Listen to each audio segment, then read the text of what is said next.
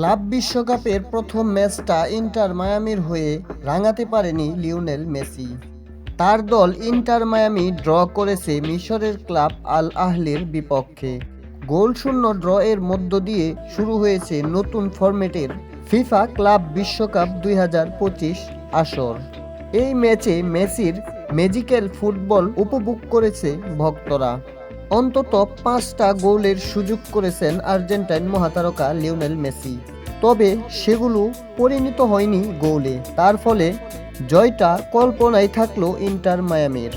কখনো ভার পোস্টে, কখনো গোলরক্ষকের প্রতিরস্তায় প্রতিহত হয়েছে লিওনেল মেসি। এই ম্যাচটিতেই আর্জেন্টাইন মহাতারকা লিওনেল মেসির এক ছবি ভাইরাল হয়েছে। ম্যাচে তার স্কিলকে ছাপিয়ে গিয়েছে সেটি। লিওনেল মেসি প্রতিপক্ষ ফুটবলারের এক ট্যাকেলে পড়ে যান মাঠে। এরপরে রেফারির দৃষ্টি আকর্ষণের জন্য লম্বা সময় শুয়ে থাকেন মাঠে লিওনেল মেসি।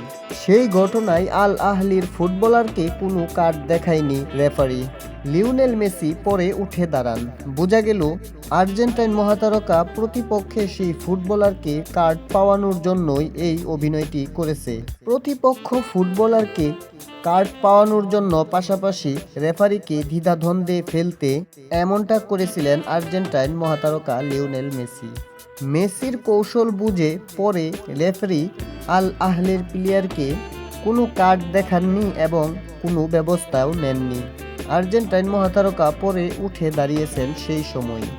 তো বন্ধুরা, এরকম নিত্য নতুন খবরাখবর পেতে আমাদের এই চ্যানেলটি সাবস্ক্রাইব করে রাখুন এবং পাশে থাকা বেল আইকনটিতে ক্লিক করতে ভুলবেন না। আর আমাদের এই ভিডিওটি যদি ভালো লাগে তাহলে অবশ্যই সাবস্ক্রাইব করবেন এবং একটি লাইক করবেন। Thank you. আল্লাহ হাফেজ।